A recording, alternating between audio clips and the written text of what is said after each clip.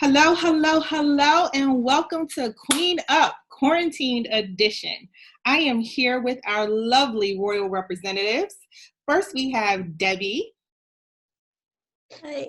Hi, Debbie. Casey, Dr. J. Hi. And Harmony. Hi. We are going to dive right into our second edition of Quarantined Queen Up. We're going to start talking about working remotely. A lot of us are working from home, and we just kind of want to just get a feel for, the do's and don'ts. What have you learned from working from home? What are benefits? What's driving you crazy? So Debbie, let's get started. Sure. So as we know, due to the events from COVID-19, we've all had to change our way of living and working.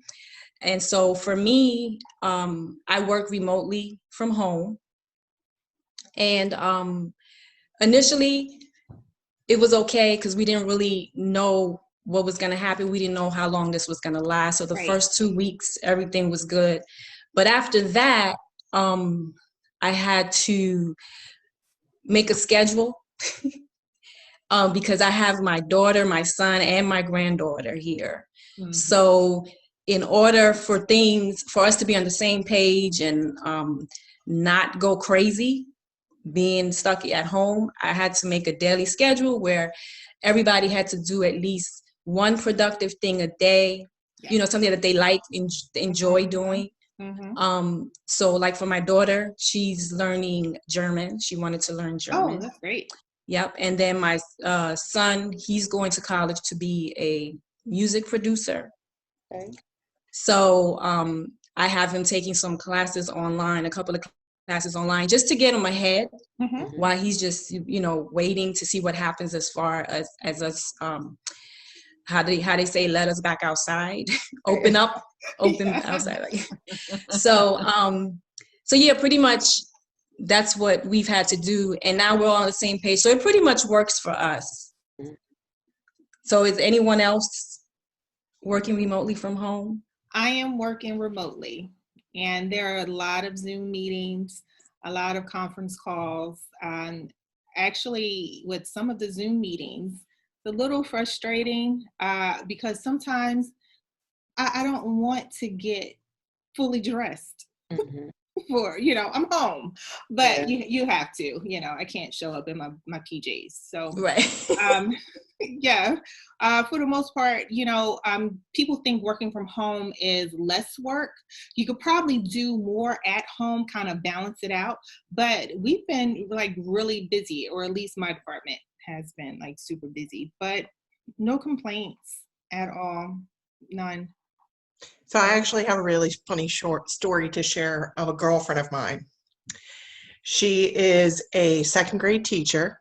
And so she's obviously doing remote learning for her students. Her husband is an essential employee, so he is at work. And she has a 6-year-old daughter who is also doing remote learning. And she has a very rambunctious 2.5-year-old little boy who is also home. So the other day, she, I had sent out a message to some friends saying, to all of you parents who are working at home with your children at home, you are living life on level 10 right now, right? You're at max capacity level 10. So a girlfriend of mine responds, she's like, yes, I was on a Zoom meeting with my students, my, I think 7, 8-year-olds or second graders.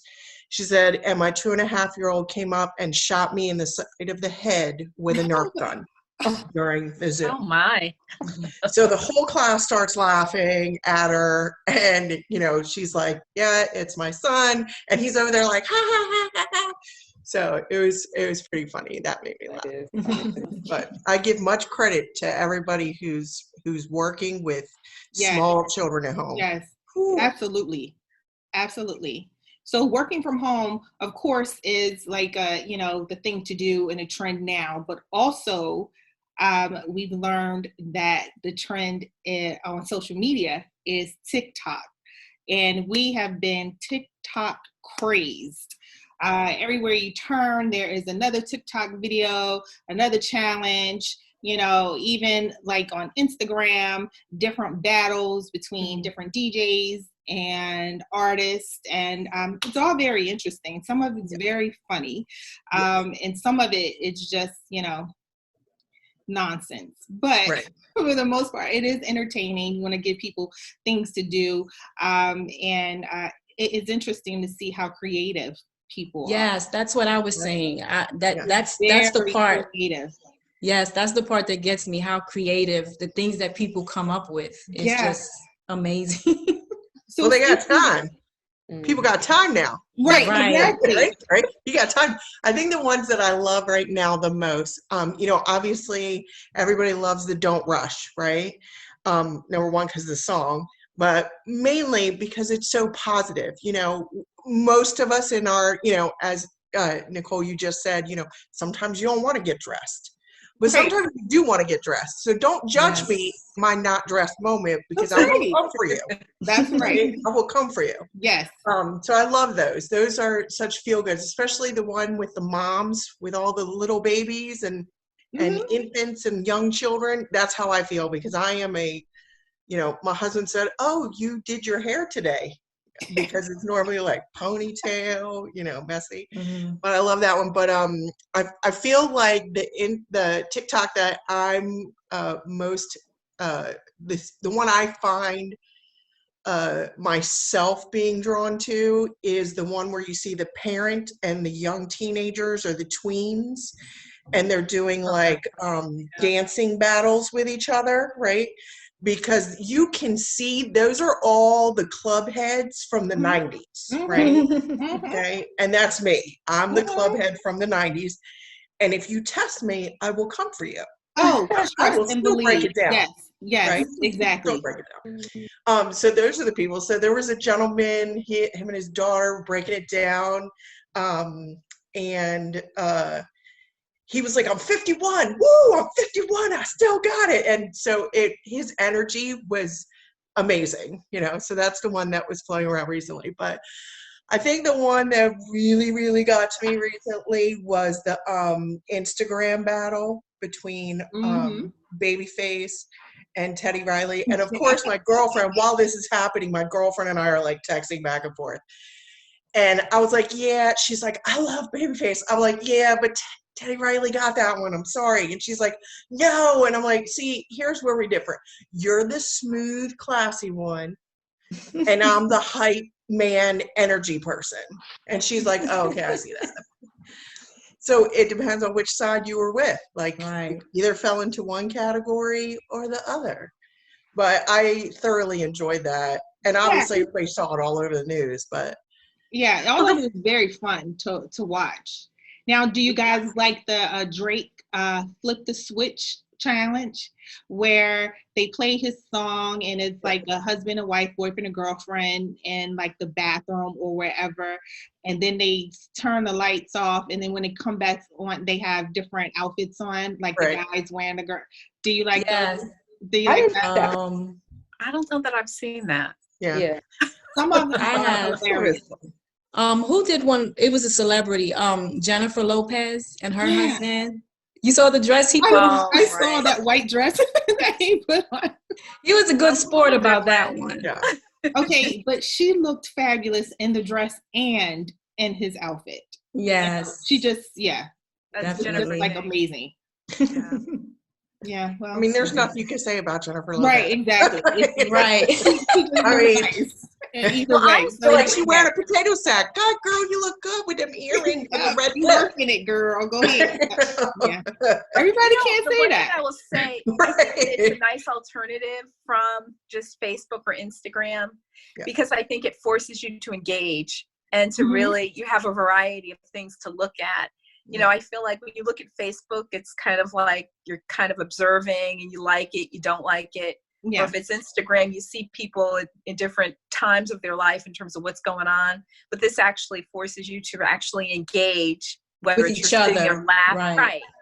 I don't know. I think it's something that all of us can partake in. I think that originally it was thought that it was only for younger people, right. you know, tweens or whatever, but I'm glad that they've expanded their audience. So.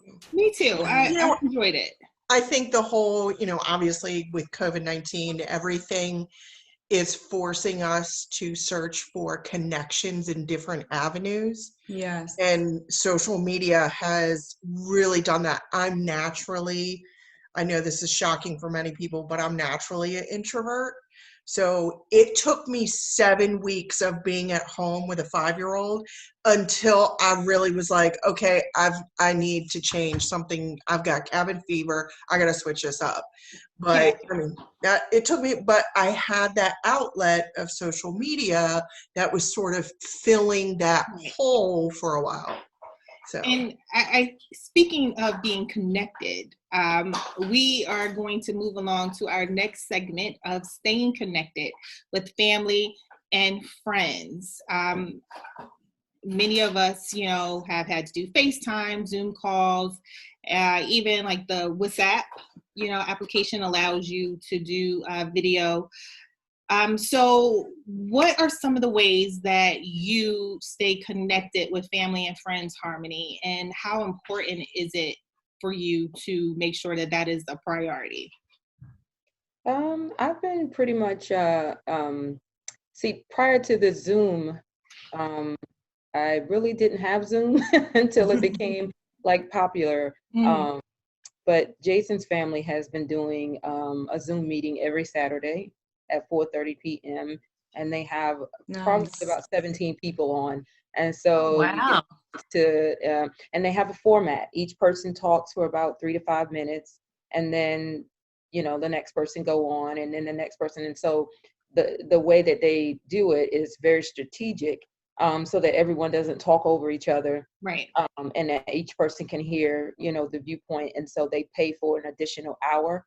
And so they usually stay on like an hour and 30 minutes so that each person can kind of express themselves of what's going on, and just have some concerns. And so many people in the family are health experts. And of course, we're, you know, health experts. So it's really refreshing to see that there are video conference software out there that can help you stay connected to family.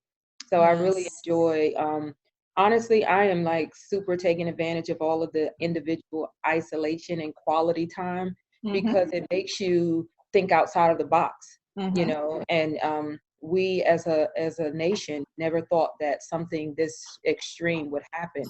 Exactly. But at the same time, I'm blessed because you still have a roof over your head. You have food. The grocery stores are still open. You have, you know, some funds to go and be able to put the food into your mouth. And so, listen, I know a lot of people complain about, I'm ready to go and do this, I'm ready to go and do that. But look at the beautiful thing. It's brought you closer to the ones that are in your house. And it's made people reach out to family that on a regular basis, they probably wouldn't have reached out to, you know, as often. So you're keeping connected with friends and family. That is something you should do, you know, in the first place, not just during a disaster. So right. Exactly. I completely agree. So since we've all been home, please, everyone, starting with Dr. J, tell us, what have you been snacking on? Well, I think there's two things that I could say. There are the things that I think to snack on, I'd like to snack on more often, that I should not, and those that I have. So during the day when I'm in my office, a lot of times, honestly, it's like nuts in little containers, and then also ginger turmeric tea. That's my honest answer. But now what I would like to snack on, and after work, what I sometimes end up is ice cream, potato chips, like more comfort things, like when I'm kind of frustrated or really get a little stir crazy. So there's the good side, and then there's the other side. So that's for me we for all snacking. have good and bad, Dr. J. Don't feel, we all have that. What about you, Debbie? For me, well, before everything happened, I had just signed up with someone who was going to show me how to change my diet, like change it to a plant-based diet. And so she's given me a couple of things to eat and drink. So I pretty much tried to stay to that because I didn't want to get off track. And I've done pretty well, but I've had my moments. I'm not going to sit up here and say I've been like perfect with it, but I've had my moments. So like I'll take one day out of the week to just eat whatever I want to eat. Like a cheat day. Right. But then there have been moments where, because, I'm cooking for the rest of my family, and even though I don't eat what they're eating, it's still tempting. Mm-hmm. So Yes. I'll pick here and there, but I just don't I don't eat a whole lot of it. So, and then there's times where they're eating an ice cream or something, and I'll be like, oh, what the heck? Right. Let me just go for why it. not? What's the big deal? You have to yeah. live. We are living our best life. Yes. Absolutely. What are you snacking on, Stacey? So, as Debbie said, before this whole thing happened, I was definitely very successful with my keto diet. Mm-hmm. I had lost about 15 pounds Oh, good. in about Yay. 6 weeks. Wow. Unfortunately, when social distancing started, and then I had a 5-year-old at home all the time, that quickly went out the window. But there are certain things that I have kept a hold of because I like them, and I'm still trying to do things within reason. So that's these, my little keto snacks. Yes, my little Atkins keto snacks. These are very good because I think everything in the world should be made with sugar. And then also my favorites are these little delights. This is called Kimbap. It's very similar to like a sushi, but it's actually made with ribeye instead of raw fish. Oh, okay. It's got little vegetables in it and a seaweed and rice wrap with the beef in it. And they're called what, Stacey? This is called Kimbap, which basically means Kim means seaweed, and bap means rice. So literal translation is seaweed rice. But just as in like Hispanic cultures, a taco is referred to as a plug. The Kimbap is sort of like a hold me over until the next meal. Got it. I like that. What about you, Harmony? I actually am snacking on my blueberries and strawberries, and I have whipped cream over on the side because I'm like Stacey, there has to be a little bit of tempting something. Yes. And so I have to make sure that it's just like a spoonful of the whipped cream, and then I just eat them. And so, believe it or not, I am doing that. I have to critique my snacks because of the lupus, so I have to make sure that I'm not eating inflammatory, snacks and things of that nature. So yeah, I definitely love it because it's like, oh, when I'm ready for a snack, my mouth start watering, and I'm like, all right, go get your fruits. Mm-hmm. Well, I think you all are doing great as far as the snack is concerned. Everybody's eating healthy. I am a popcorn fanatic. I love popcorn. Those. Okay. So this is what I have been snacking on. I love crunchy food. It is the best option, but I guess it beats regular chips and cake. But those are good. I go for a pack of those in a week. Yeah. It's so good. I love that.